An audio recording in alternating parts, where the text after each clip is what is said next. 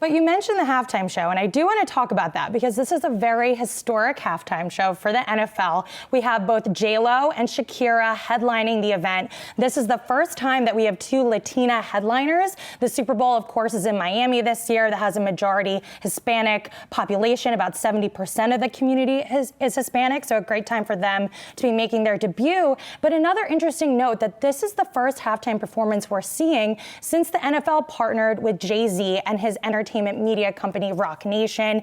This was a partnership that happened after a few years of controversy for the NFL. We had Colin Kaepernick and his Take a Knee movement in 2016.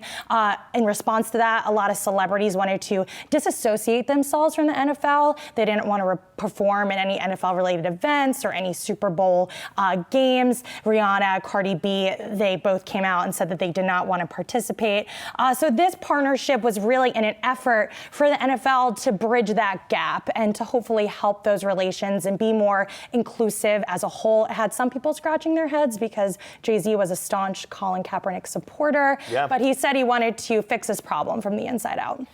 Do we have any sense of the return that these artists actually get on their decision to perform in the Super Bowl? Because controversy or not, the Super Bowl always gets a huge number of eyeballs, and I would assume more visibility for these artists. Absolutely. So the NFL famously doesn't pay these Super Bowl performers, but what they do is they cover all the upfront costs. So the stagehands, the lighting, the special effects, that's all covered by the NFL. But what you're seeing here is some of the past Super Bowl headliners have really benefited after the show.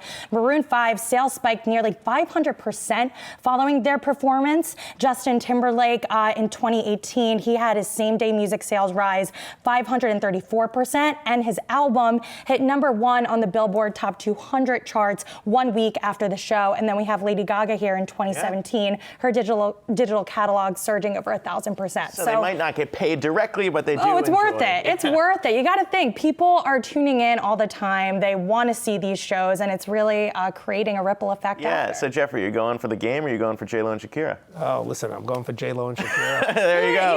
You can't go wrong. Could you not? That's what I was saying. That's why I was looking at tickets too. But Alexandra Canal, thank you so much for breaking that down. Appreciate it. Jeffrey Weiner, gotta thank you for being here for the full hour, and good luck down there in Miami. Thanks for having me. Who are you taking, by the way? I'm taking my 10-year-old daughter, Lily, who is a football super fan. Yeah. And my 25-year-old son, Leo, who when he heard we were going again, looked at me and said, I've never been to a Super Bowl. Can I come also? Yeah. And in the so game, you're jealous. going Chiefs? You going Chiefs? I'm going Chiefs. I'm going Chiefs. I like the way they're playing. I like Mahomes. I like the whole new look of an offense. I as well.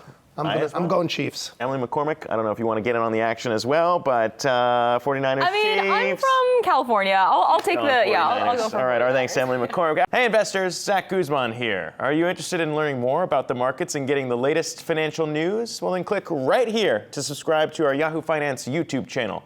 Get the latest up-to-the-minute market analysis, big interviews in the world of finance, and information on how to manage your money every day wherever you are.